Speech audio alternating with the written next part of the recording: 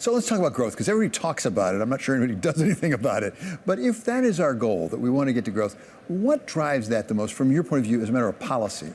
Well, to me, that's the biggest question in economic policy, David. And I think growth is super important for our living standards, for our ability to do anything.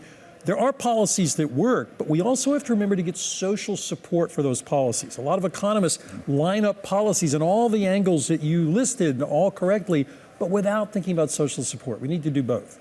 So we've had the Biden administration now, which has tended to favor, to some extent, public investment. We have it in the Inflation Reduction Act. We have it in the Infrastructure Act. What is the role of public investment in order to get growth going? Well, public investment can play a big role in growth, but I don't think it's the type that we're seeing in the present industrial policy. I think of it as, could we invest more in basic research for ideas in general, for technology, for climate change mitigation, whatever you want? Could we put applied research centers around the country? Could we do more in defense, where we know we're going to have to build up, and use defense research spillovers in the private sector?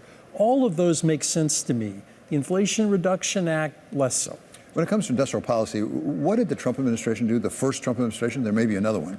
Well, interestingly, one very successful piece of industrial policy in the first Trump administration was Operation Warp Speed. Because there you have the government in essentially a public-private partnership, guaranteeing demand, expediting things. That strikes me as this kind of holistic approach that I'm mentioning. It's a smaller case, but a very important one. I think it's a mistake to use the sort of big spending industrial policy as opposed to that kind of partnership or research support. Some might say that President Trump, when he was there, used big spending in the form of tax cuts, because that is a form of expenditure, after all. Was that effective in getting private investment? Because I've read very mixed things about that. Well, I think it is. I mean, most of the scholarship I've seen on the Tax Cut and Jobs Act of 2017 that you're referring to does indicate quite substantial increases in investment. Why is it mixed? Because remember, at the same time, we also had a protectionist policy tilt that's very anti-investment and anti-growth.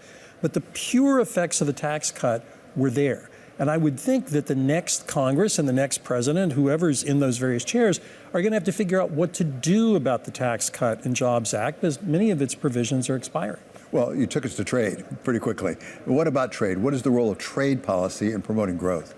Well, unfortunately, this is one where both of our candidates are offering a fairly protectionist trade policy to the country. We need openness in markets. We need markets for American exports. We need to be open here to other goods and services unless there's a national security interest.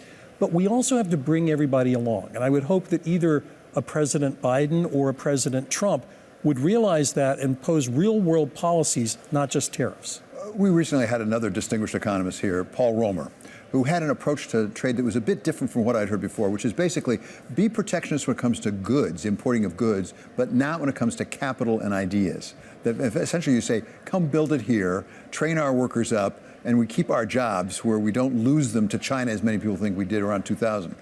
Well, but this is what's curious about some of the present debates. We are having foreign investment in the United States and the jobs here, yet we're questioning Nippon Steel and U.S. Steel. We're questioning foreign automakers being in the United States. Why? We're hiring people here. We're building things here. So I agree. Glenn, what about the so-called crowding out phenomenon? That is to say, we're borrowing so much money, the debt and deficit is really crowding out investment. Are we seeing that? Is that inhibiting growth in the United States now? Well, it's certainly a factor. I think the bigger issue for deficits and debt is the future tax burdens that they imply. In a global capital market, interest rates themselves don't have to go up that much in response to U.S. borrowing. That said, we have to pay it back. And business people understand that. You and I understand that as individuals. Those are our future tax burdens. So it's definitely a problem. In a good economy, we're running mammoth deficits. The most recent Congressional Budget Office report says it's just going to get worse. We need to change. So let me be specific here and put a target on this. We had Larry Fink issue his annual chairman's letter. A long chairman's letter. That's right, but we read every word of it. And one of the things he said is the thing we need to do on the deficit is grow our way out of it. He was saying we need to grow at 3% real growth, 3% real growth in order to get out of the deficit. Is that realistic? Are there policies we could adopt that would get us to that sort of bogey? We can get close. A lot depends on what you assume about productivity growth's response to artificial intelligence. So I think it might be possible. Technically, you can't grow your way out of the deficit. Our entitlement programs are linked into the real economy, but I certainly agree with Mr. Fink that yes, growth is the number one thing that we could do. And there are a set of policies, we've talked about some of those, that would push us in that direction.